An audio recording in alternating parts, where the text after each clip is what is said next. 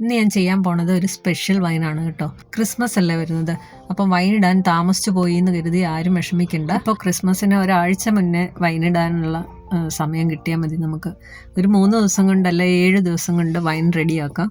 3 ദിവസം ഈ ഞാനുണ്ടാക്കുന്ന വൈനിന് 3 ദിവസം മതി. 3 ദിവസം ആകുമ്പോഴേ നമുക്കിത് കഴിച്ചു തുടങ്ങാം.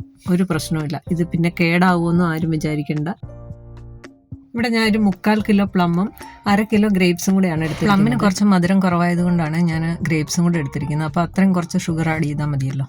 പ്ലമ്മിനകത്തെ സീഡ്സ് ഒക്കെ മാറ്റിയിട്ട് ഞാനതൊന്ന് കട്ട് ചെയ്ത് വെച്ചിട്ടുണ്ട്. ഇവിടെ ഞാൻ 2 ലിറ്റർ വെള്ളം തിളപ്പിക്കാനായിട്ട് വെച്ചിട്ടുണ്ട്. അതിലേക്ക് കുറച്ച് സ്പൈസസ് ഒക്കെ ആഡ് ചെയ്ത് കൊടുക്കാം.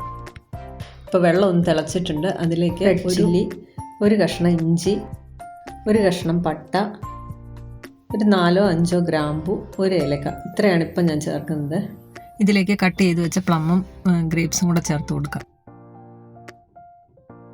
ഇനി 2 ഓറഞ്ച് എടുത്തിട്ട് അതിൻ്റെ സീഡ്സും തൊലിയൊക്കെ കളഞ്ഞു വെച്ചിട്ടുണ്ട്. അതിൻ്റെ കൂടെ ഒരു നാരങ്ങയുടെ ജ്യൂസും കൂടെ എടുത്ത് ചേർക്കാം. ഓറഞ്ച് ഒന്ന് ഉടച്ചാണ് ചേർക്കുന്നത്. ഇനി വേണ്ടത് ഷുഗറാണ്. എല്ലാം കൂടെ ഞാൻ ഒരു 3/4 കിലോ എടുക്കുന്നുണ്ട്. അതിലൊരു 1/2 കിലോ ഉപ്പ് ചേർത്ത് കൊടുക്കാം. ബാക്കി ഷുഗർ എന്താ ചെയ്യേണ്ടതെന്ന് ഞാൻ ലാസ്റ്റ് കാണിച്ചു തരാമേ. ഇനി ഇതൊന്ന് ഇളക്കി കൊടുത്ത് നന്നായിട്ട് തിളക്കട്ടെ. ഇപ്പോൾ ഞാൻ ഹൈ ഫ്ലെയിമിലാണ് വെച്ചിരിക്കുന്നത്. തിളച്ച് കഴിയുമ്പോൾ നമുക്ക് ഫ്ലെയിം കുറച്ച് കൊടുക്കാം.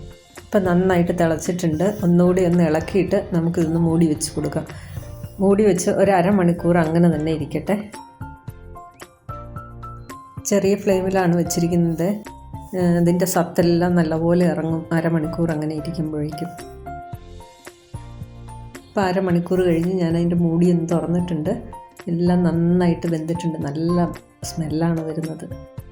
എല്ലാം കണ്ടോ, നന്നായിട്ട് വെന്ത് ഉടഞ്ഞിട്ടുണ്ട്. ഇനി നമുക്ക് ഫ്ലെയിം ഓഫ് ചെയ്തിട്ട് ഇതങ്ങ് അടച്ച് വെച്ച് കൊടുക്കാം.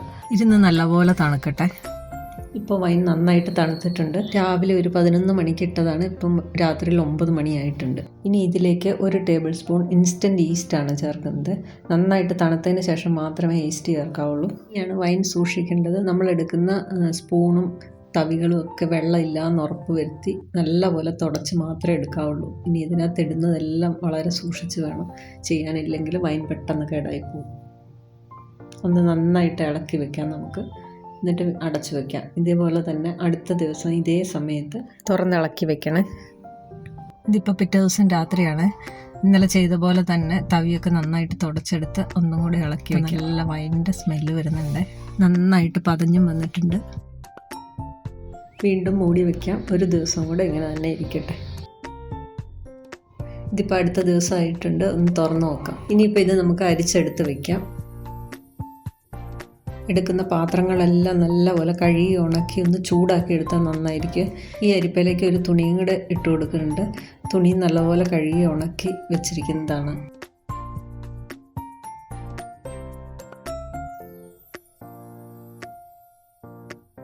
ഇപ്പം എല്ലാം അരിച്ചെടുത്തിട്ടുണ്ട്. നല്ല കളറാണ് കേട്ടോ ഇതിന്. ഇനി ഇതിലേക്ക് ഒരു കാര്യം കൂടി ചെയ്യാം. നേരത്തെ എടുത്തു വെച്ച ഷുഗർ ഉണ്ടല്ലോ, അതൊന്ന് കാരമലൈസ് ചെയ്തെടുക്കാം.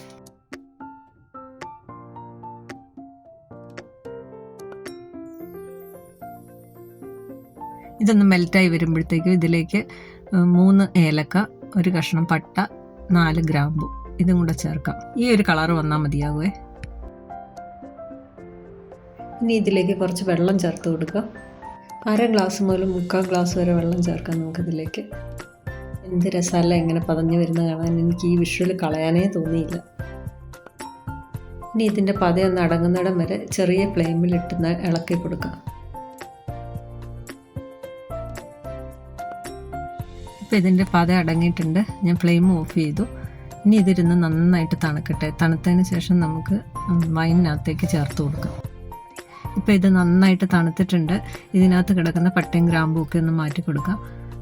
എന്നിട്ട് ഇത് നമുക്ക് വൈനിനകത്തേക്ക് ചേർക്കാം. ചേർക്കുമ്പോൾ ഒട്ടും ചൂടുണ്ടാവരുത്. ഇങ്ങനെ ചേർക്കുമ്പം വൈനിന് നല്ല കളറും ടേസ്റ്റും ഒക്കെ കിട്ടുമേ. ഇനി ക്യാരമൽ കട്ടിയായി പോയിട്ടുണ്ടെങ്കിൽ അതിനകത്തേക്ക് ചെറു ചൂടുവെള്ളം ചേർത്ത് ലൂസാക്കി എടുക്കണേ.